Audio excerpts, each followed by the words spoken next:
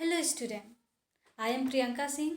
आप सभी का टेस्ला ट्यूटोरियल की स्क्वायर लर्निंग पे स्वागत करती हूँ। हम एक new chapter the Earth in our solar system ये जो चैप्टर है क्लास 6 का है।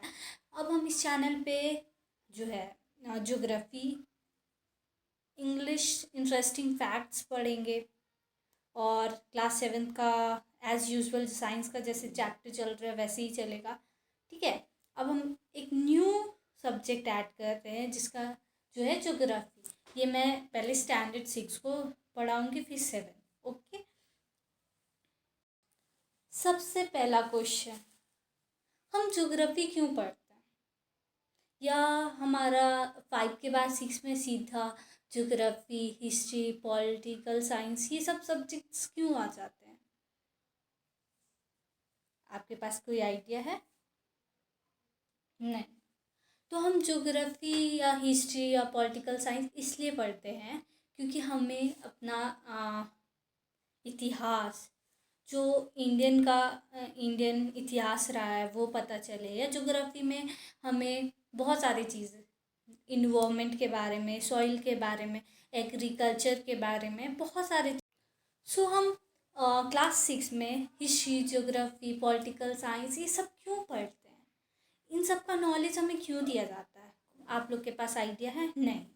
तो हम ये सब इसलिए पढ़ते हैं क्योंकि हमें इंडियन इतिहास पता चलता है, इंडिया का क्लाइमेट, एग्रीकल्चर के बारे में, सॉइल के बारे में, डिफरेंट डिफरेंट सॉइल होते हैं। पॉलिटिकल साइंस में हमें क्या पता चलता है? हमें जैसे गवर्नमेंट के बारे में, राज्यसभा, लोकसभा, ये सब चीज़ के बारे में ब्रॉड नॉलेज होता है। ठीक है। तो हम इस चैनल पे ज्योग्राफी पढ़ेंगे और ज्योग्राफी बहुत आसान है। ठीक है। आप लोग अगर एनसीईआरटी एक बार पढ़ लो, वीडियोस देख लो, ठीक है, नोट्स बना लो, ये सब आपके लिए बेसिक है। ठीक है। ये सब कर लोगे, अच्छे मार्क्स आ जाएंगे। ठीक है। मैं एज ए स्टूडेंट मैं अपनी बात बताती हूँ। जैसे मैं 6 में जब मतलब सडनली मेरे को इतना सारा सब्जेक्ट मिला तो मेरे को ना उस बीच हिस्ट्री इतना बोरिंग लगता था ना, इतना कि क्या ही बताऊँ। हिस्ट्री ना पढ़ने का एकदम मन नहीं करता था। तो हिस्ट्री थोड़ा बोरिंग है, बट ज्योग्राफी जो है वो बहुत इंटरेस्टिंग। अगर आपको अच्छा लग गया तो बहुत इंटरेस्टिंग लगेगा, और अगर अच्छा नहीं लगा तो बहुत बोरिंग। ठीक है। चलो हम इस चैप्टर को स्टार्ट करते हैं। इस चैप्टर में क्या बोल रहा है? The Earth in our solar system, मतलब जो हमारा यूनिवर्स है, यूनिवर्स में क्या से प्लैनेट्स है ऐसा नहीं है ना, बहुत सारे चीज़ से यूनिवर्स बना है। फॉर एग्जांपल प्लैनेट्स हैं, एस्ट्रोनॉइड्स है, गैलेक्सीज है, और फिर क्या, बहुत सारे पार्टिकल्स प्रेजेंट है, तब उससे यूनिवर्स बना है। ठीक है। तो हम क्या, आप देखे होगे कभी भी जब सनसेट होता है, सनसेट होने के बाद आकाश कैसा दिखता है? पता है आप लोग को? देखे होगे जब सनसेट होता है तो मून जो है ना अपेयर हो जाता है। मून, बहुत सारे स्टार्स, ये क्यों, ये कैसे? आप बोलोगे कि डे में सन, सूरज दिखता है, और नाइट में मून, स्टार्स, ये कैसे दिख सकता है? या तो एक ही चीज़ दिखेगा, सन दिखेगा, या द स्टार्स, या फिर मून, यही दिखेगा। बट ऐसा नहीं है, डे में हमें कुछ और दिखता है, नाइट में कुछ और दिखता है। ये कैसे पॉसिबल है? तो ये इम्पॉसिबल नहीं है, ये पॉसिबल है। हम देखते हैं, हर दिन देखते हैं। कैसे देखते हैं? मून, स्टार्स को। मून और स्टार क्या है ना, ये सन, जो सन है उसी के लाइट से अपेयर होता है। बस मून क्या है, उसका जो लाइट है ना वो सन के लाइट में डिसअपेयर हो जाता है, मतलब दिखता ही नहीं है। मतलब रोशनी जो है हमें, मून जो दिखता है वो, उसको रोशनी कहाँ, सन से ही मिल रही है, तब हमें वो दिख रहा है। और आप बोलोगे बहुत सारे स्टार्स जो है बहुत लाइट, बहुत डार्क दिखता है, और बहुत सारे स्टार बहुत लाइट दिखता है। ऐसा क्यों? सब तो आकाश में ही है, बट ऐसा क्यों होता है? ये इसलिए ऐसा होता है ना कि वो कुछ स्टार्स जो है क्या है वो कम डिस्टेंस पे है, कुछ स्टार्स जो है बहुत ज़्यादा डिस्टेंस पे है। तो इस डिस्टेंस मतलब ये होता है, डिस्टेंस के चलते ऐसा होता है। चलो पढ़ते हैं ये chapter, the Earth in our solar system. Books read करके क्यों पढ़ रहे हैं, एनसीईआरटी बुक रीड करके क्यों? एनसीईआरटी जो है वो इसलिए हम लोग रीड कर रहे हैं क्योंकि इससे हमें बुक रीड करने का हैबिट होगा। ठीक है, हैबिट होना बहुत ज़रूरी है बुक रीड करने के लिए। जैसे हम नॉवेल पढ़ेंगे या आगे अब बीएससी बीटेक कुछ भी करोगे तो वहाँ पे क्या होता है ना, वहाँ पे यूट्यूब वीडियोस अवेलेबल नहीं होते, तो आपको बुक रीड करना पड़ेगा। तो ये जो वीडियोस का मतलब हमें 6 to 12 तक वीडियो का हैबिट हो जाता है, नहीं वीडियोस देख के हो जाएगा, लेकिन ना एट लास्ट आपको पीएचडी करोगे, एमटेक करोगे, बीटेक करोगे या एमएससी पीएचडी कुछ भी करोगे तो उसमें बुक रीड करोगे तभी ना। पीएचडी वाले को तो ये बुक पब्लिश करना होता है, आप सभी को पता है। तो उन्हें तो बुक रीड, प्रैक्टिकल, एक्सपेरिमेंट्स ये सब करना पड़ेगा। तो बुक रीड करने का हैबिट होना ही चाहिए इंसान को। How wonderful it was to watch the sky after sunset. One would first notice 1 or 2 bright dots shining in the sky. इसका मतलब क्या है, हम सनसेट के बाद देखते हैं तो आसमान में क्या है ना, बहुत सारे डॉट्स, शाइनिंग स्टार्स दिखते हैं। Soon you would see the number increasing. उसके बाद धीरे धीरे जैसे पूरा डार्क, पूरा नाइट होने लगता है, वो स्टार्स इंक्रीज करने लगते हैं। The whole sky is filled with tiny shining object. पूरा स्टार क्या है ना, स्टार से भर जाता है। पूरा होल स्काई क्या स्टार से भर जाता है। वो कैसा दिखता है हमें, डायमंड के जैसा। They all appear to be twinkling. सब चमकते हैं, ठीक है, but if you look at them carefully you will notice that some of them do not twinkle as other. मैं बताई अभी कि आपको डायमंड के जैसा लगता है, ऐसा क्यों? बहुत सारे आपको मतलब बहुत ज़्यादा चमकते हैं और बहुत सारे बहुत कम चमकते हैं, ऐसा क्यों होता है? इस चैप्टर में हमें यही मून के बारे में आपको पढ़ना है, द अर्थ के बारे में पढ़ना है, द सन के बारे में, और भी बहुत सारे प्लैनेट्स होते हैं उनके बारे में पढ़ना है। तो ये सब हम क्यों पढ़ रहे हैं? क्योंकि हमें अर्थ के बारे में पता चले, ठीक है। This simple globe without any flicker just as the moon shines. ठीक है, मून चमकता है, जैसे मून चमकता है कुछ स्टार वैसे ही चमकते हैं, बट कुछ स्टार्स वैसे नहीं चमकते हैं। इसका कारण क्या है? सबसे बड़ा कारण इसका डिस्टेंस है।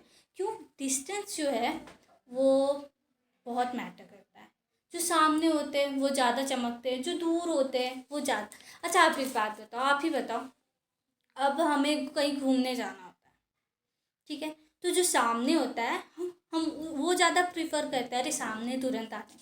बट जो दूर है, जहाँ 36 आवर लग रहा है, वहाँ आप जाना पसंद करोगे? नहीं। जहाँ 2 आवर लग रहा है, 2 आवर्स, वहाँ आप चले जाओगे। मेन रीज़न यही है कि जो स्टार्स है, जो सामने, कुछ स्टार्स यहाँ होते हैं, कुछ यहाँ होते हैं, कुछ यहाँ होते हैं, यहाँ होते हैं, यहाँ, तो जो यहाँ है वो ज़्यादा चमकेगा, ठीक है। Along with this bright object, ठीक है, you may also see the moon on most of the day. It may however appear on different times in different shape and different position। आप देखोगे मून को, ये है मून, ठीक है, ये एक ऐसा दिन आता है जो ये पूरा दिखता है, ठीक है, पूरा लाइट करता है, ये पूरा लाइट करता है। बट कुछ ऐसा दिन भी आता है जब ये आधा लाइट करता है, ऐसा, ठीक है, ये ऐसा दिखता है। फिर कुछ ऐसा दिन भी आता है जब यहाँ कुछ होता ही नहीं, दिखता ही नहीं, ठीक है। ऐसा क्यों होता है? कोई आइडिया है आप लोग के पास ऐसा क्यों होता है? क्योंकि आप बोलोगे मून है, पूर्णिमा के दिन पूरा दिखता है, अमावस्या होता है तो ये हाफ दिखता है। ये लॉजिक नहीं, ये लॉजिक कि अमावस्या को दिखता ही नहीं है, ऐसा कुछ नहीं होता। वो अर्थ ना अपने ही पोजीशन पे, आपको पता है अर्थ जो है वो रोटेट करता है, अपनी ही एक्सिस पे रोटेट करता है, ठीक है। और वो पूरे सन का भी चक्कर लगाता है अपने एक्सिस पे। जब वो मूव करता है तो उसको 24 आवर्स लगता है, और पूरा जब सन का चक्कर लगाता है तो उसको 336 या 35 डेज लगता है ना। लीप ईयर में 366 हो जाएगा, और अब जब लीप ईयर नहीं होगा तो 365 डेज। तो वो जब एक्सिस पे अपना रोटेट करता है ना अर्थ, तो ऐसे जैसे ऐसे हुआ, तो वो हर जगह तो दिन नहीं हो सकता ना, तो कुछ जगह दिन होगा, कुछ जगह नाइट होगा। तो जहाँ नाइट होता है वहाँ पे मून दिखते हैं, ठीक है। ये दिन डे और नाइट का कॉन्सेप्ट तो समझ आ गया कि वह अपने एक्सिस पे रोटेट करता है। सन का जहाँ लाइट पड़ता है तो वो डे होता है, और जहाँ नहीं पड़ता है वो नाइट होता है। उसी तरह मून जब वो एक्सिस पे रोटेट करता है ना, अपने एक्सिस पे अर्थ रोटेट कर रहा है, तो जब वो अपने एक्सिस पे अर्थ रोटेट करता है ना, तो मून मून जो है यहाँ पे, वहाँ यहाँ सन है तो यहाँ इसका जहाँ तक लाइट पड़ता है इस पे पूरा लाइट पड़ता है। सन, आपको पता है कि सन जो है वो लाइट देता है, तब मून अपीयर होता है नाइट में, ठीक है। तो इसका लाइट जो है जिस जिस पार्ट में अर्थ के पड़ता है वहाँ वो मून दिखता है, जहाँ जहाँ नहीं पड़ता है वह नहीं दिखता है। मेन रीज़न यही होता है।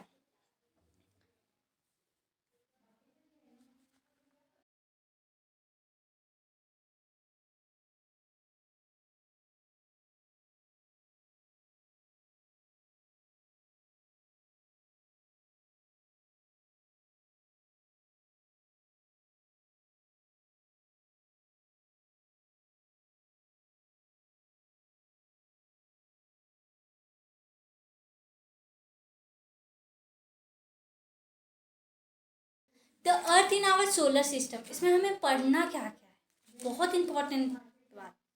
हमें इसमें क्या क्या पढ़ना है। सबसे पहला इंट्रोडक्शन मैं आपको दे चुकी हूँ, ठीक है, ये इंट्रोडक्शन था, ठीक है। इसके बाद हमें क्या पढ़ना है, कॉन्स्टिलेशंस के बारे में पढ़ना है। उसके बाद the planets, the sun, the moon, asteroids, meteoroids, celestial body, ये सब पढ़ना है, ठीक है। और कुछ क्वेश्चंस करने हैं। फिर हमें क्वेश्चंस करने के बाद, और आप लोग को जो भी डाउट हो आप हम में से पूछ सकते हैं, कमेंट कर सकते हैं, या एक एनसीईआरटी में एक बहुत इंपॉर्टेंट क्वेश्चन, ठीक है। Why two wonders, why can't we see the moon and the other bright tiny object during day time. अभी मैं बताई थी, ठीक है, इंट्रोडक्शन पार्ट में आपको बताई थी। इट इज़ बिकॉज, इसका आंसर क्या होगा, it is because the very bright light of the sun doesn't allow us to see all these bright objects of the night time. इसका मतलब मैं जो आपको बताई थी कि जो सन है उसका रोशनी क्या होता है बहुत ज़्यादा, तो वो ना मून और बहुत सारे ऑब्जेक्ट को ना, मतलब क्या बोलते हैं, जब हमारे पास लाइट बहुत है तो वो कैसे दिखेगा, उसके पास तो लाइट बहुत कम है ना, और क्या कि लाइट तो सन से ही ले रहा है, तो कैसे दिखेगा, ठीक है। फुल मून डे को पूर्णिमा कहते हैं, और जब मून नहीं दिखता है तो उसको अमावस्या कहते हैं, ठीक है। ये तो हो गया आपका एक क्वेश्चन, आप लोग ये वाला नोट डाउन कर लो। Do you wonders why can't we see the moon and all those bright tiny object during day time, ठीक है। इसका आंसर क्या होगा, it is because the very bright light of the sun doesn't allow us to see all these bright objects of the night sky, ठीक है। इसका यही एक मेन रीज़न हो सकता है। अब हमारा नेक्स्ट टॉपिक स्टार्ट होने वाला है जिसका नाम है क्या, सेलेस्टियल बॉडी। सेलेस्टियल बॉडी क्या होता है, यू हैव एन आइडिया? नहीं, जो सन है, मून है, और भी जो ऑब्जेक्ट्स हैं जो शाइन करते हैं जो नाइट के टाइम, उनको हम क्या बोलते हैं? Celestial body. क्या बोलते हैं उसको? Celestial body. द सन हुआ, मून हुआ,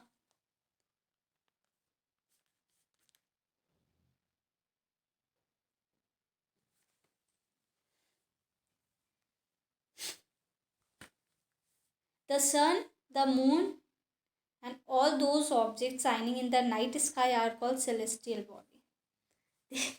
इस नाइट स्काई में सन नहीं साइन करता है, ठीक है। इसका बोलने का मतलब जो मतलब जो आकाश में ऐसे ऑब्जेक्ट्स हैं जैसे सन हो गया, मून हो गया, और भी जो साइन करते हैं उनको हम क्या बोलते हैं? सेलेस्टियल बॉडी, ठीक है। सेलेस्टियल बॉडीज़ क्या होते हैं? बहुत बिग होते हैं, बहुत हॉट होते हैं। They are made up of gas. वो गैस से बनते हैं, वो बहुत बड़े होते हैं, ठीक है। और वो उनमें पूरा ना वो गर्म होते हैं पूरा, जैसे मून गर्म है, सन गर्म है, ठीक है। उनके पास खुद का हीट होता है और लाइट होता है। जैसे आपको पता है सन के पास खुद का हीट है और लाइट भी है, which they emit in large amount. वो एमिट करते हैं उसको लार्ज अमाउंट पे। जैसे the celestial body are called stars. इन सेलेस्टियल बॉडीज़ को क्या बोलते हैं हम? स्टार। और द सन इज स्टार। हम क्या बोल सकते हैं? सन एक स्टार है। क्यों?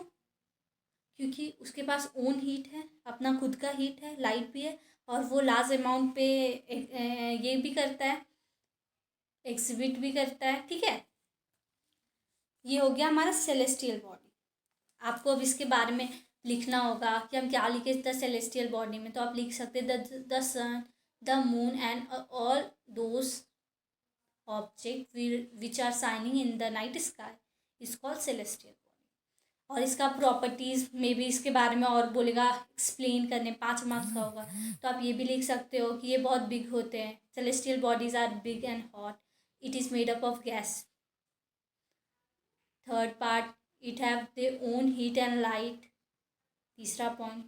चौथा में आपका डेफिनेशन, मतलब फर्स्ट पॉइंट डेफिनेशन, 3 पॉइंट ये हो गया, ठीक है। मैं लिखवा दूँ? लिखवा दूँ? सेलेस्टियल बॉडी क्या होते हैं?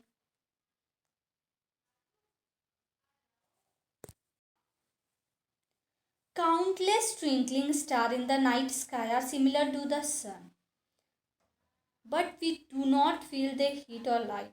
They look so tiny because they are far, far away from us. क्या बोल रहा है? इसका मतलब क्या है?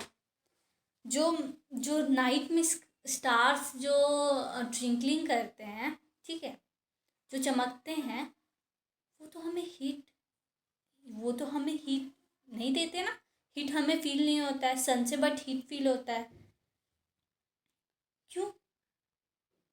क्योंकि इसका सबसे बड़ा रीज़न है क्योंकि वो हमसे बहुत दूर है, बहुत ज़्यादा ही दूर, ठीक है।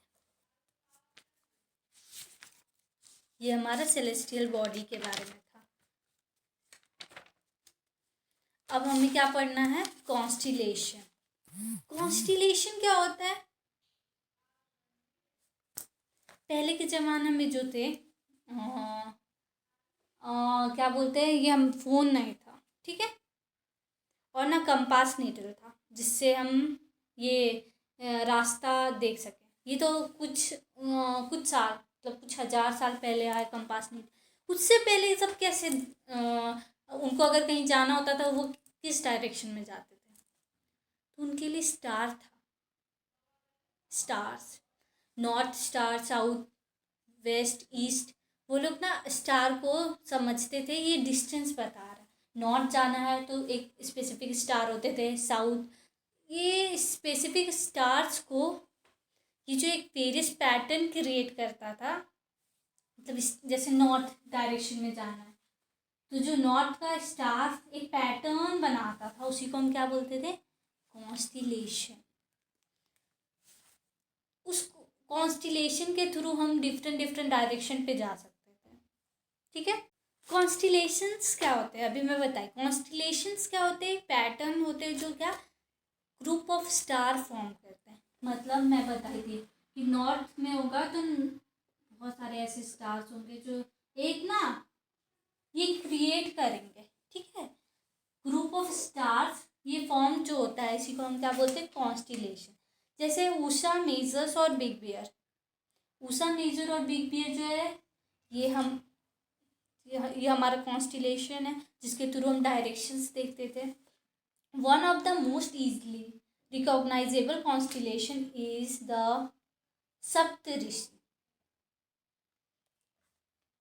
एक जो बहुत पुराना जो जिसको कॉन्स्टिलेशन बहुत पुराना जिसको बहुत लोग जानते हैं उसका नाम क्या है, सप्तऋषि। सप्त मीन्स सेवन, ऋषि मीन्स सिक्स। सप्त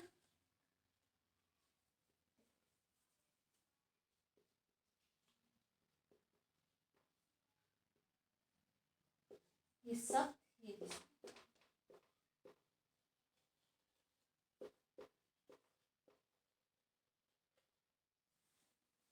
ये जो है ना ये बहुत पुराना है।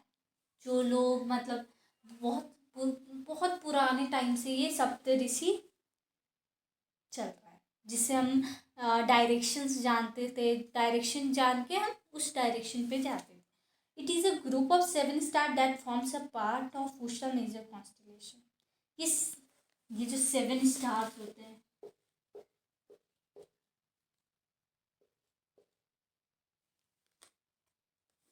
ठीक है, ये एक पैटर्न फॉर्म करता है, ठीक है। मैं आपको बताऊंगी इमेज के थ्रू सप्तऋषि क्या होता है। कॉन्स्टिलेशन जो है वो ना मतलब ये क्या है ना कि डिफरेंट डिफरेंट मतलब जो स्टार्स फॉर्म करते थे, Saptarishi, Ursa Major, big bear, ये सब मैं आपको बताऊंगी, पिक्चर के थ्रू समझाऊंगी। In ancient time people use to determine direction during the night with the help of star. Night के टाइम ठीक है, डायरेक्शंस को ये करने के लिए हम स्टार्स का यूज़ करते थे। The north star indicate the north direction. मतलब नॉर्थ स्टार जिसको हम पोलर बियर भी कहते हैं वो हमें नॉर्थ डायरेक्शन बताता था। उसी तरह हर साउथ ईस्ट वेस्ट का स्पेसिफिक स्टार था, कॉन्स्टिलेशन था जो बताता था डिफरेंट डिफरेंट डायरेक्शंस, ठीक है। ये था हमारा कॉन्स्टिलेशंस। देखिए हमें कुछ इंटरेस्टिंग फैक्ट्स पढ़ने हैं, ठीक है। इंटरेस्टिंग फैक्ट किसके बारे में, कुछ सेलेस्टियल बॉडी हैं जो जिनके पास खुद का अपना हीट और लाइट नहीं है, वो स्टार्स के लाइट पे डिपेंड करते हैं। जैसे कि प्लैनेट्स। प्लैनेट्स क्या है, ये ग्रीक वर्ड है, ठीक है, जिसका मतलब क्या होता है, वंडर्स। वंडर्स मीन्स प्लैनेट एक थोड़ी ना द अर्थ, ऐसा नहीं है ना। सन है, अर्थ है, मार्स है, जुपिटर है, बहुत सारे 8 प्लैनेट्स है ना। तो जो अर्थ है, अर्थ ही एक ऐसा प्लैनेट है जिस पे हम जी सकते हैं, ठीक है। यहाँ पे फेवरेबल कंडीशंस है। अभी मार्स पे भी हो रहा है लेकिन अभी मार्स रहने लायक नहीं हुआ है, अर्थ रहने लायक है। It's get all its heat and light from the sun which is our nearest star. क्या बोलते हैं ना, अर्थ सन से 3rd नंबर प्लैनेट है, ठीक है। ये सन है, 1 2 3, यहाँ पे अर्थ है तो सन से नज़दीक है, ठीक है। इसको हीट भी मिलता है, लाइट भी मिलता है, ठीक है। The moon that we see in the sky is a satellite. Moon एक सैटेलाइट है, ठीक है। इट इज जो अर्थ है वो अपने एक्सिस पे रोटेट करता है। ये सन का भी चक्कर लगाता है, ठीक है ना। तो ये सब फेवरेबल कंडीशंस है अर्थ पे रहने के लिए ह्यूमन बींग्स को, ठीक है। अब हमें दूसरा टॉपिक क्या पढ़ना है, the solar system. Solar system क्या होता है, द सन और 8 planet, satellite and some other celestial body known asteroids, meteoroids, ये हमारा सोलर सिस्टम है। ये क्या है, सोलर सिस्टम है। और सोलर सिस्टम में सबसे पहला टॉपिक क्या है, हमें सन के बारे में पढ़ना है, ठीक है। सोलर सिस्टम में सबसे पहला टॉपिक क्या है हमारा? सन।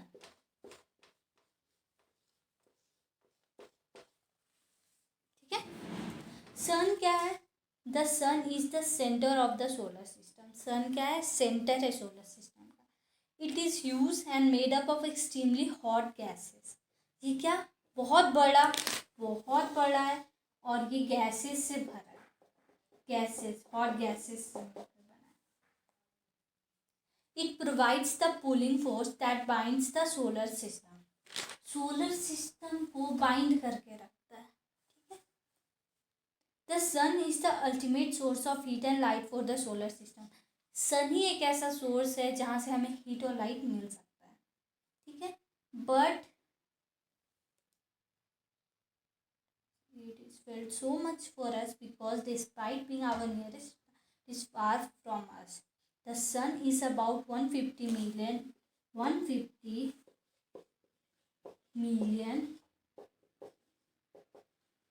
Kilometre away from us. Sun क्या है? 150 मिलियन किलोमीटर हमसे दूर है। ठीक है, सन का दूरी कितना है? 150 मिलियन किलोमीटर। अब प्लैनेट्स क्या है? 8 प्लैनेट है हमारा सोलर सिस्टम में। उसका ऑर्डर क्या है? अब हमें प्लैनेट्स के बारे में पढ़ना है। हमारा क्या है? 8 प्लैनेट है। 8 प्लैनेट्स में कौन कौन आता है? मरकरी, वीनस, अर्थ, मार्स, जुपिटर, सैटर्न, यूरेनस और नेपच्यून। ठीक है, ये हमारा 8 प्लैनेट्स हैं। ये सन से कैसे कैसे दूर पे? ये इस ऑर्डर पे। हम इस ऑर्डर को कैसे याद कर सकते हैं? जैसे my very efficient mother just serve us noodle. My का एम क्या हो गया? मरकरी, वी का वीनस, ई का अर्थ, एम का मार्स, जस्ट जे का जुपिटर, सर्व्ड का एस का सैटर्न हो जाएगा, अस का यूरेनस हो जाएगा एंड नूडल्स का नेपच्यून हो जाएगा। ठीक है, ये हमारा ट्रिक है। The 8 planets of the solar system move around the sun in fixed path. उनका एक फिक्स पार्ट, जैसे ये मास है, इसी पोजीशन पे मास मूव करेगा, दूसरे के ऑर्बिट में नहीं जाएगा। Mercury is the nearest to the sun. Mercury ही सबसे नियरेस्ट प्लैनेट है सोलर सिस्टम में सन के सबसे नियरेस्ट क्या है? मास। इसको 88 डेज लगता है अपने ऑर्बिट पे एक राउंड लगाने में। अपने ऑर्बिट पे एक राउंड लगाने में उसको 88 डेज लगता है। किसको? मरकरी। अब हमें प्लैनेट्स के बारे में पढ़ना है। हमारा क्या है? 8 प्लैनेट है। 8 प्लैनेट्स में कौन कौन आता है? मरकरी, वीनस, अर्थ, मार्स, जुपिटर, सैटर्न, यूरेनस और नेपच्यून। ठीक है, ये हमारा 8 प्लैनेट्स हैं। ये सन से कैसे कैसे दूर पे? ये इस ऑर्डर पे। हम इस ऑर्डर को कैसे याद कर सकते हैं? जैसे my very efficient mother just serve us noodle. My का एम क्या हो गया? मरकरी, वी का वीनस, ई का अर्थ, एम का मार्स, जस्ट जे का जुपिटर, सर्व्ड का एस का सैटर्न हो जाएगा, अस का यूरेनस हो जाएगा एंड नूडल्स का नेपच्यून हो जाएगा। ठीक है, ये हमारा ट्रिक है। The 8 planets of the solar system move around the sun in fixed path.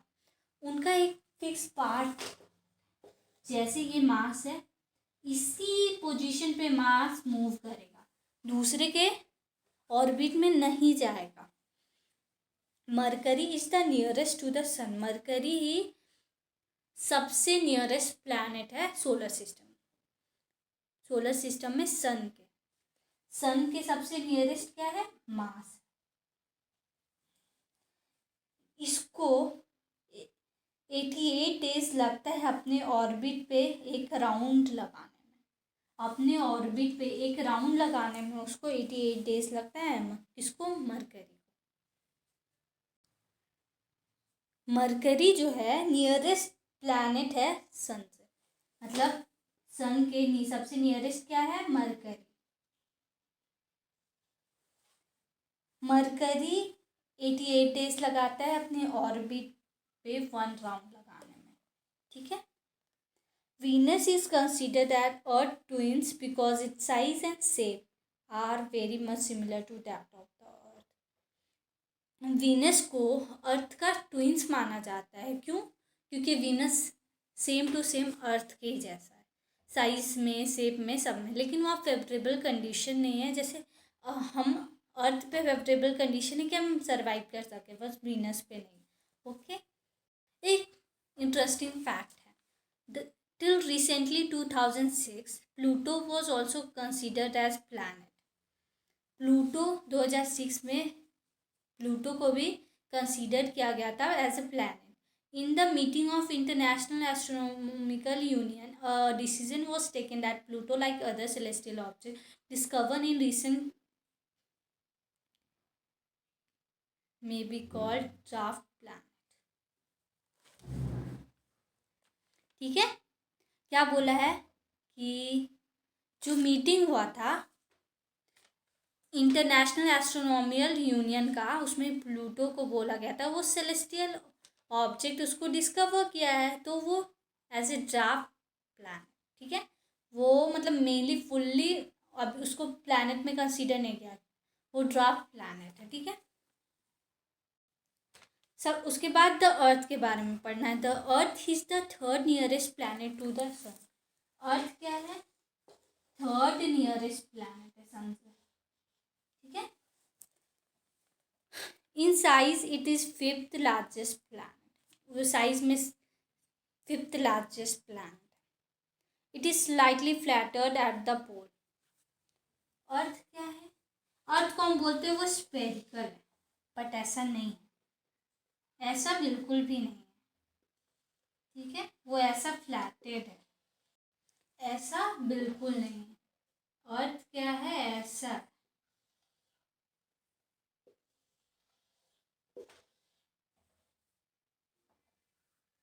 मैं आपको पिक्चर दिखाऊंगी, वो रियलिस्टिक में कैसा दिखता है, flattened. That is why its shape is describe as a geoids. ये जो फ्लैटेड है, ऐसा है, इसी को क्या बोलते हैं, गॉइड्स, ठीक है। वो जो फ्लैटेड है उसको गॉइड्स कहते हैं। Geoids mean an earth like shape, conditions favourable to support life. Earth पे क्या है, अर्थ एक ऐसा प्लैनेट है जहाँ पॉसिबल है सरवाइव कर सकते हैं। यहाँ सब कुछ एक नॉर्मल वे में, मतलब आपको शीट भी मिल जाएगा, लाइट भी मिलेगा, ऑक्सीजन भी है, वाटर भी है, सब कुछ अवेलेबल है, ठीक है। The Earth is neither too hot not too cold. Earth ज़्यादा गर्म भी नहीं है, ज़्यादा ठंडा भी नहीं है। यहाँ वाटर, एयर, जो भी हमें सर्वाइवल के लिए एसेंशियल है वो यहाँ अवेलेबल है। The air has life supporting gas like oxygen. Oxygen क्या है, लाइफ सपोर्टिंग गैस बोलते हैं इसको, क्यों? ऑक्सीजन ही एक ऐसा मतलब ऑक्सीजन ही एक ऐसा गैस है जो हर प्लैनेट पे अवेलेबल नहीं है, ठीक है। Because of this reasons Earth is a unique planet in the solar system. यही सब रीज़न के चलते अर्थ क्या है, सोलर सिस्टम पे यूनिक प्लैनेट है। और इसको दूसरे प्लैनेट से लोग देखते तो ये कैसा दिखता है, ब्लू प्लैनेट। क्यों?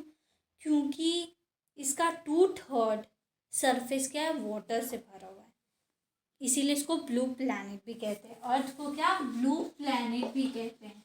अर्थ को ब्लू प्लैनेट भी कहते हैं, क्यों? क्योंकि बाहर से कोई भी देखता है तो उसको कैसा दिखता है, पानी ही पानी, क्योंकि यहाँ पे 2/3 जो है वो पूरे पानी से भरा हुआ है। It appears so big because is the nearer. ये अब हमें किसके बारे में पढ़ना है, द मून के बारे में। अब किसके बारे में पढ़ना है, द मून के बारे में।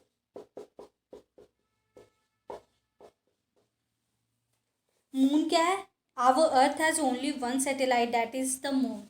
हमारे अर्थ के पास एक ही ऐसा सैटेलाइट है जिसको हम क्या कहते हैं, moon. Its diameter is only 1/4 of the earth. इसका डायमीटर क्या है? इसका डायमीटर जो है 1/4 of earth.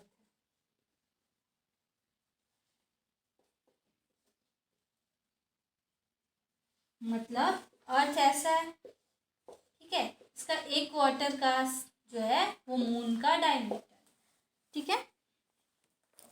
It appears so big because it is nearer to our planet than other celestial body. Moon हमें बिग दिखाई देता है. क्यों? क्योंकि ये नज़दीक है. क्या है? ये नज़दीक है. ये इसका डिस्टेंस क्या है?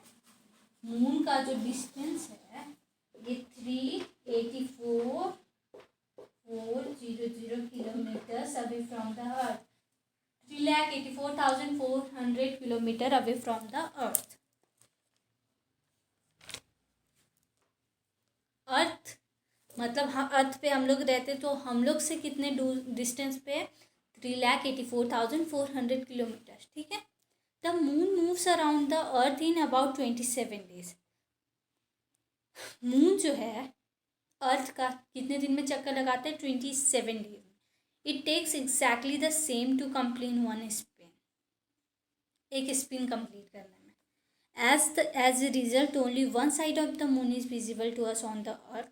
एक ऐसा टाइम आता है जब हमें एक साइड ही मून का दिखता है. इंट्रोडक्टरी लेक्चर में बताई मैं. The moon doesn't have condition favourable for life. Moon पे फेवरेबल कंडीशंस नहीं है. It has mountain plains. वहाँ पे माउंटेन्स भी है, प्लेन्स भी है, ठीक है, लेकिन वहाँ पे फेवरेबल कंडीशंस नहीं है. A satellite is a celestial body that move around the planet in the same way as the planet move around the sun. Satellite जो है वो एक सेलेस्टियल बॉडी है जो कि प्लैनेट का सेम, जैसे प्लैनेट जो है सोलर सिस्टम का चक्कर लगाता है, उसी तरह सैटेलाइट जो है वो प्लैनेट का चक्कर लगाता है, ठीक है. Human made satellite is an artificial body. जो हम लोग के थ्रू बनाया गया सैटेलाइट है उसको हम क्या बोलते हैं? Artificial satellite. It is designed by the scientist to gather information about the universe और कम्युनिकेशन. वो कौन बनाता है? साइंटिस्ट बनाते हैं. क्या करते हैं साइंटिस्ट? बहुत सारे इंफॉर्मेशन को कलेक्ट करते हैं, फिर सैटेलाइट्स बनाते हैं.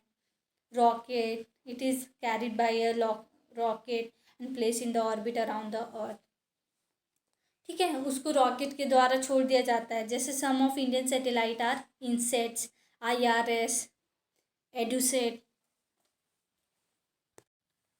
देखिए, IRS, इनसेट्स एंड एडुसेट्स ही इंडियन सैटेलाइट्स हैं. और भी बहुत सारे सैटेलाइट्स हैं, बट ये 3 सैटेलाइट मेन सैटेलाइट्स हैं जिनके बारे में हमें पढ़ना है. और इससे ज़्यादा मतलब आपको पढ़ने का इंटरेस्ट है तो पढ़िए, ठीक है. मैं आपको एक इंटरेस्टिंग फैक्ट्स बताती, ठीक है. Neil Armstrong was the first man to step on the surface of the moon on 20 July 1969. Neil Armstrong एक ऐसे पहले व्यक्ति थे जिन्होंने जो मून पे गए थे. कब गए थे? 20 जुलाई 1969. कब गए थे? 20 जुलाई 1969, ठीक है. आप लोग सोच रहे होगे अरे कितना बोर हो के ज्योग्राफी पढ़ के, एकदम इंटरेस्टिंग नहीं है, ठीक है. लेकिन क्या है ना, इंटरेस्ट जगाना पड़ता है. इंटरेस्ट तो ऐसा नहीं है कि अपने आप आ जाए. ऐसा होता है क्या? नहीं. हम कोई मूवी देखते हैं, मूवी देखने में कोई इंटरेस्ट नहीं. अरे मूवी कितना बेकार है, फालतू सा मूवी है, हमको देखने में कोई मन ही नहीं लग रहा है. लेकिन क्या करें, जब आप मूवी का टिकट खरीद लेते हो तो बीच में छोड़ के जा नहीं सकते, वहाँ देखना पड़ता है. देखते देखते क्या होता है, इंटरेस्ट लगने लगता है. उसी तरह क्या, आप बुक पढ़ो, पढ़ते पढ़ते इंटरेस्ट लगता है. एक बार ऐसे ही रीड कर लो, ठीक है, दूसरी बार रीड करो, इंटरेस्ट आएगा. दूसरी बार में नहीं भी आया, तीसरे बार में आएगा. लेकिन इंटरेस्ट आता ही है, ऐसा नहीं है कि इंटरेस्ट नहीं आता है. आप पढ़ना ट्राई करना, ठीक है. आपको बहुत अच्छा लगेगा जब बुक रीड करोगे, अर्थ के बारे में पढ़ोगे, मून के बारे में. ये तो बहुत बेसिक्स. अभी आप बहुत छोटे बच्चे हो ना, 6 में हो, बहुत छोटे हो. उस समय क्या है ना, कि हमें तुरंत तुरंत ज्योग्राफी मिला होता है, और हमें पहला ही चैप्टर, अरे सोलर सिस्टम, बचपन से पढ़ते आ रहे सोलर सिस्टम क्या होता है, लेकिन बचपन से हम क्या पढ़े कि सोलर सिस्टम कितना होता है। सोलर सिस्टम पे प्लैनेट्स, सोलर सिस्टम के बारे में पढ़े, प्लैनेट्स के बारे में पढ़े, लेकिन इतना ब्रॉड नॉलेज नहीं हुआ ना। बचपन में हम पढ़ते थे तो 8 प्लैनेट्स के बारे में तो पढ़े, लेकिन 8 प्लैनेट्स को डिटेल में पढ़े नहीं, तो थोड़ा बोरिंग लगता है। बट आप पढ़ोगे तो आपको अच्छा लगने लगेगा। बस ट्राई करो, ठीक है। बुक रीड करो, एनसीईआरटी रीड करने का सबसे अच्छा, जैसे मैं करती थी एनसीईआरटी को रीड। टीवी देख रहे हैं, ठीक है, जैसे कोई भी सीरियल, जैसे मैं तारक मेहता बहुत देखती हूँ, तो तारक मेहता लगा लिया, ठीक है। तारक मेहता देख रहे हैं, ब्रेक आया, एक पैरा पढ़ लिया, ठीक है। उसके बाद फिर ब्रेक ख़त्म हुआ, फिर ब्रेक आया, फिर दूसरा तीसरा टॉपिक पढ़े। जितना देर ब्रेक है उतना ही देर पढ़ना है। या फिर आपको टीवी देखने में इंटरेस्ट नहीं है तो आप ऐसा कर सकते हो, 5 मिनट पढ़ो, 1 मिनट ब्रेक, 5 मिनट पढ़ो, 1 मिनट ब्रेक। इससे क्या होगा ना, लेकिन हाँ, उस ब्रेक में फ़ोन नहीं छूना। फ़ोन क्या होगा ना, फ़ोन छुएंगे अगर उस पर, आजकल तो रील्स या यूट्यूब शॉर्ट्स मैं भी देखती हूँ, ऐसा नहीं है मैं नहीं देखती, फ्री टाइम में देखती हूँ, लेकिन ऐसे नॉर्मली क्या, तो क्या है ना कि आप मोबाइल चलाओगे ना, व्हाट्सएप पे मैसेज या टेलीग्राम या व्हाटएवर आप जो भी चलाते हैं, इंस्टा फेसबुक जो भी चलाते हैं, उस पर नोटिफिकेशन आएगा तो आपको मन करेगा अरे खोल के देख। बट ऐसा नहीं करना है। क्या करना है, 5 मिनट रीड के 1 मिनट घर में एक चक्कर लगा के आ गए, या मम्मी को परेशान, मतलब वैसा वाला परेशान नहीं, नॉर्मली मम्मी ये मम्मी वो, ठीक है, या बहन भाई जो भी हो, उसको बोलो बैठो यहाँ तुम, मैं पढ़ी हूँ, लो समझो, या पढ़ा हूँ समझो, तुम क्या पढ़े हैं, क्या पढ़े आप, क्या उससे समझ में आया। या फिर सबसे मोस्ट, ये सब कुछ नहीं करना है, मोबाइल का कैमरा ऑन करो आप, ठीक है, क्या पढ़े हो, क्या समझे हो, वीडियोस के थ्रू बोलो। और फिर वो वीडियो आप खुद देखो, आपको क्या लग रहा है कि आप समझा पा रहे हो कि नहीं। क्या है ना कि हम जब पढ़ते हैं ना तो हमें पढ़ने का मन नहीं करता, बट जब हम पढ़ाते हैं ना तब हमें पढ़ने का ज़्यादा मन करता है। जैसे मैं अपने टाइम में पढ़ी, ठीक है, ये सब इन्फॉर्मेशन मिला, लेकिन जब मैं आपको पढ़ाऊँगी ना तो मेरे को ज़्यादा इन्फॉर्मेशन मिलेगा। अब हमें क्या पढ़ना है, एस्टेरॉइड्स के बारे में। किसके बारे में पढ़ना है, एस्टेरॉइड्स। एस्टेरॉइड्स क्या होते हैं, शोप स्टार, प्लैनेट, सैटेलाइट्स, यहाँ पे टाइनी ऑब्जेक्ट्स होते, टाइनी बॉडीज होते हैं जो सन के अराउंड चक्कर लगाते रहते हैं। आप देखे होगे एस्टेरॉइड्स क्या है ना, ये सन है, बहुत सारे ऐसे ऐसे ऐसे रॉक्स, ठीक है, वो सन के ऑर्बिट पे मूव करते रहते हैं, उसको क्या बोलते हैं हम, एस्टेरॉइड्स कहते हैं। ये क्या, orbit of Mars and Jupiter, ये किसके में ज़्यादा मतलब मिलते हैं, orbits of Mars and Jupiter, ठीक है। फिर क्या है, एस्टेरॉइड्स के बारे में हम, एस्टेरॉइड्स और मेटेरॉइड्स का मतलब डिफरेंसेस आता है, तो आप क्या लिख सकते हो, सबसे पहले में दोनों का डेफिनेशंस लिख सकते हो। देखो मेटेरॉइड्स क्या होता है, कि स्मॉल पीस होता है रॉक का, क्या होता है, स्मॉल पीस होता है रॉक का, जो क्या सन का चक्कर लगाता है, सन का चक्कर लगाता है, ये सन का चक्कर लगा रहा है, ये सन है, ये सन का चक्कर लगा रहा है, ठीक है। उसको हम क्या कहते हैं, मेटेरॉइड्स। मेटेरॉइड्स जो है अर्थ के नियर है, ठीक है, अर्थ के नज़दीक पाया जाता है। और क्या, हम हमें बहुत सुनने को मिलता है, अरे मेटेरॉइड्स अर्थ पे गिरने वाला है, ये सब क्या है, ऐसा कुछ नहीं होता है। मेटेरॉइड्स ड्यू टू फ्रिक्शन के चलते वो ऑर्बिट में रोटेट करते हैं, तो लगता है कि अरे अर्थ पे गिरने वाला है, ऐसा कुछ नहीं होता। उसमें क्या, during this process due to friction with the air they get up heats and burn, वो वो हीट हो जाता है, इसीलिए अप एंड डाउन मूव करता है। It causes a flash of light, वो जब आता है ना तो टूटता तारा सबसे बड़ा एग्जाम्पल। टूटता तारा जब देखते हैं तो ऐसा लगता है ना टूट रहा है तारा, ऐसा। लेकिन ऐसा इसलिए नहीं होता, वो फ्रिक्शन के चलते हो जाता है। फ्रिक्शन के चलते ना फ्रिक्शन के चलते उसमें हीट जनरेट होता है, तो वो अप एंड डाउन हो जाता है, अप से डाउन, ठीक है। अप एंड डाउन होता है तो उसके चलते क्या हमें लगता है एक लाइट, एक फ्लैश ऑफ लाइट दिखता है, तो उसी को हम क्या बोलते हैं, मेटेरॉइड्स कहते हैं, ठीक है।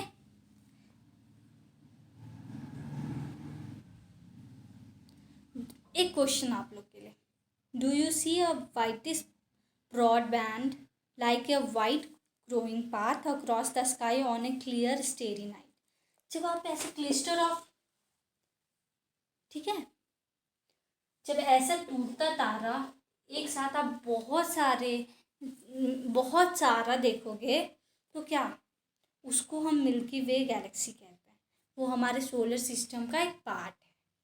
क्या बोलेंगे उसको, जो बहुत सारा टूटता तारा फ्लैश ऑफ लाइट दिखे उसको क्या बोलेंगे हम, मिल्की वे गैलेक्सी। इसमें कुछ इंटरेस्टिंग फैक्ट्स हैं, जैसे it was imagine to be river of light flowing in the sky. हमें वो क्या लगता है, लाइट का एक रिवर फ्लो हो रहा है, जैसे नदी में पानी बहता है उसी तरह लाइट का रिवर। उसको हम क्या बोलते हैं, उसको आकाश गंगा कहते हैं, वो रिवर ऑफ लाइट, उसको हम आकाश गंगा कहते हैं। एक galaxy is a huge system of billions of star, cloud of dust and gas. Galaxy क्या है, किससे बना है, बहुत सारे stars, cloud, dirt and gas, ये सबसे मिलके बना है। They are millions of such galaxy that make the universe. ये कितने मिलियंस गैलेक्सी लगा है जिससे हमारा यूनिवर्स बना है। It is difficult to imagine how universe, ये बहुत डिफ़िकल्ट है इमेजिन करना कि हमारा यूनिवर्स कैसा दिखता है, ये कैसा है। The Earth and the whole universe is full of wonders. The Earth और फुल यूनिवर्स क्या है, होल यूनिवर्स, वो wonder, full of wonder. Wonder means sun, moon, planet and many more things. ये सब क्या हो, ये सब आपके इंटरेस्टिंग फैक्ट्स है, ठीक है। देखो एक मोस्ट इम्पॉर्टेंट टॉपिक ये देखिए,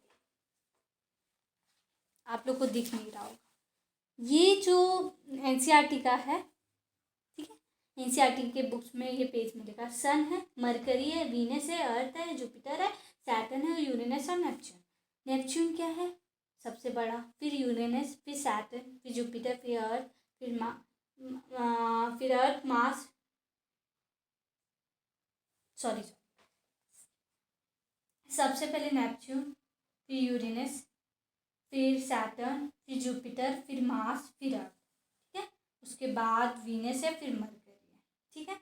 और इन सब का ना अपने एक्सिस पे सन के ऑर्बिट में एक राउंड लगाने का ये डिटेलिंग दिया हुआ है, तो आप ये पढ़ना।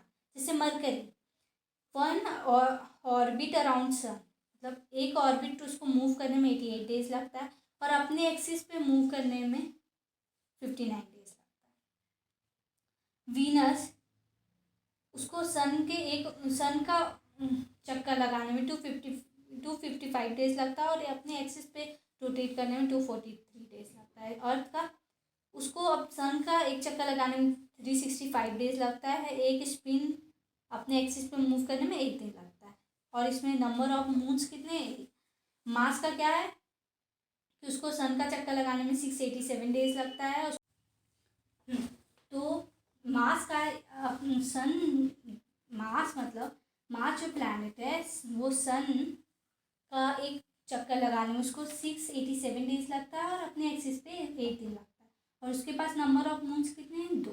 जुपिटर, उसको सन का एक चक्कर लगाने में 11 ईयर्स लगता है, 11 मंथ, ठीक है, मतलब मान लीजिए 12 महीने। और उसको अपने स्पिन मतलब अपने एक्सिस पे रोटेट करने में 9 आवर्स 56 मिनट लगता है। और उसके पास नंबर ऑफ मून्स कितने हैं, 53। सैटर्न क्या है, उस सैटर्न को सन का एक चक्कर लगाने में 29 ईयर्स 5 मंथ लगता है, और उसको अपने एक्सिस पे रोटेट करने में 10 आवर्स 40 मिनट्स लगता है। उसके पास नंबर ऑफ मून्स कितने हैं, 53। One orbit around sun, Uranus sun का एक चक्कर लगाता है 84 ईयर में और अपने एक्सिस पे मूव करता है 17 आवर्स में 14 मिनट। और उसके पास नंबर ऑफ मून्स कितने हैं 27 है। नेपच्यून क्या है, वो उसको सन का चक्कर लगाने में 164 ईयर्स लगता है और अपने एक्सिस पे मूव करने में 16 आवर्स लगता है। और उसके पास नंबर ऑफ मून्स कितने हैं 13 है। ये आपका डिटेलिंग था इस चैप्टर का। ठीक है, आपको हर वीक एक ज्योग्राफी का चैप्टर मिलेगा। आपको जो भी डाउट है वो कमेंट कर सकते हैं। ठीक है, कमेंट कीजिए और अगर मेरा वीडियो अच्छा लगे तो लाइक कीजिए, शेयर कीजिए एंड सब्सक्राइब कीजिए मेरे चैनल को। और मोस्ट इम्पोर्टेंट, आपको लगे कि समझ नहीं आ रहा है, कुछ भी समझ नहीं आ रहा है, तो आप मेरे को कमेंट कर सकते हैं। ठीक है, आप वो बता सकते हो, मेरे को सजेशन दे सकते हो, दीदी आप ऐसे समझाओ या मैम आप ऐसे समझाओ, ऐसे करो। ठीक है, मेनली क्या है, मोस्ट इम्पॉर्टेंट ना, आपको एनसीईआरटी पढ़ना पड़ेगा। एनसीईआरटी से ही क्वेश्चंस आते हैं। स्कूल है ना, आप यूपीएससी का तो तैयारी नहीं करते हो कि आप 6 का चैप्टर है ऐसे ही नॉर्मल देख लिए, वो तो आप आगे चल के करोगे। ठीक है, करना भी है तो 6 आपको एग्ज़ाम पास करना है, तो आपको ना उसके लिए एनसीईआरटी पढ़ना पड़ेगा। एनसीईआरटी बोलते बाइबल है, बाइबल गीता कुरान जो बोलो आप। एज ए स्कूल स्टूडेंट आपको एनसीईआरटी रीड करना है और आगे भी जैसे आपको टीचिंग फील्ड में जाना है, जो भी, एनसीईआरटी बहुत इम्पोर्टेंट होता है। क्या है ना, एनसीईआरटी में डिटेलिंग ज़्यादा नहीं होता कि उस टॉपिक को इतना डिस्क्राइब किया है, नहीं ऐसा नहीं होता है। शॉर्ट उसके बारे में बता दिया, जैसे आपका नाम कुछ भी है उसके बारे में एक लाइन लिख दिया, काफ़ी, दूसरा टॉपिक स्टार्ट। तो मेनली क्या है, इसके चलते हम लोग एनसीईआरटी पढ़ना प्रीफर नहीं करते, बट एनसीईआरटी पढ़ना चाहिए। एनसीईआरटी पढ़ेंगे तब हमें ना क्या बोलते हैं, आइडियाज़ आएगा। क्या आएगा कि आखिर इसमें ऐसे कौन कौन से क्वेश्चंस हो सकते हैं। जैसे कि एनसीईआरटी का क्वेश्चंस, हम एनसीईआरटी का क्वेश्चन सॉल्व करते हैं। ठीक है, how does a planet different from stars. Planet different कैसे स्टार्स। दूसरा question, what is meant by solar system. ये सब नोट्स में मैं बताई, सोलर सिस्टम, प्लैनेट डिफरेंट कैसे स्टार से। फिर name the planet according to distance from the sun. Distance तो अर्थ क्या है, 5th लार्जेस्ट प्लैनेट है। Why Earth is called a unique planet. Earth को यूनिक प्लैनेट क्यों कहते हैं। Why do we see only one side of moon always. ठीक है, ये सब मैं आपको बताई। What is the universe. ठीक है, ये सब क्वेश्चंस है। अब क्या करेंगे, हम इस क्वेश्चंस का आंसर फाइंड आउट करेंगे। हम पढ़ लिए, ठीक है, अरे हमको यहाँ पे मिला था इसका आंसर, फर्स्ट का आंसर यहाँ पे होगा, तो आप देखो खुद से आंसर लिखने का कोशिश करो। ठीक है, और नहीं हो तो कमेंट करना, मैं बताऊँगी, और नहीं तो मैं आंसर बता देती हूँ। ठीक है, आंसर्स और ठीक है, टिक द करेक्ट आंसर। अर्थ का ट्विन प्लैनेट कौन सा है, मैं बताई थी वीनस है। Which is the 3rd nearest planet to the sun, Earth है। तो ये सब आपका क्वेश्चन है, सॉल्व करो। सॉल्व नहीं होता है मेरे से पूछो। ठीक है, लेकिन आप ट्राई, मोस्ट इम्पॉर्टेंट ट्राई करना। ठीक है, अभी आप लोग छूटे हो, आप लोग से नहीं होगा। अरे 5 तक तो मैम इम्पॉर्टेंट बता देती थी, कर लेते थे, और अरे अभी तो कोरोना चल रहा है, क्या दिक्कत है, पढ़ना लिखना है नहीं, ऐसा सोचते। ऑनलाइन क्लास हो जाएगा, ऑनलाइन एग्ज़ाम पास कर जाएंगे गूगल से, ये करते। बट ये कब तक चलेगा बेटा, आप बताओ। एक टाइम पे ना आप लोग को लगेगा, अरे मेरे पास 7th में जाओगे, 8th में जाओगे, कभी ना कभी तो कोरोना ख़त्म होगा, जब आपको ऑफलाइन क्लासेस करना पड़ेगा, तब क्या करोगे। कोई ऑप्शंस नहीं होते, पढ़ना पड़ेगा। ठीक है, ये ऑनलाइन क्लास हो या ऑफलाइन क्लास हो, ठीक है, ऑनलाइन हो या ऑफलाइन हो, पढ़ना है, टॉपिक कंप्लीट करना है। टीचर बता रहे अगर टीचर का बात समझ नहीं आ रहा खुद पढ़िए, लेकिन पढ़िए। पढ़ाई के बिना लाइफ सर्वाइवल नहीं है, ठीक है। कुछ भी करना है, डॉक्टर, इंजीनियर, वॉट आपको बनना है, जो भी बनना है, पढ़ना पड़ेगा बेटा। स्पोर्ट्स में भी जाना है ना तो पढ़ना पड़ेगा, एटलीस्ट ग्रेजुएशन कंप्लीट करनी पड़ेगी ना। पढ़ाई के अलावा कोई ऑप्शन नहीं होता है ज़िंदगी में, कोई शॉर्टकट नहीं होता है ज़िंदगी का, ठीक है। तो बाय, मिलते हैं नेक्स्ट वीडियो में एक न्यू चैप्टर के साथ, ठीक है। कोई भी प्रॉब्लम हो, कोई भी इस चैप्टर से लेकर डाउट हो तो कमेंट करें, ठीक है। बाय।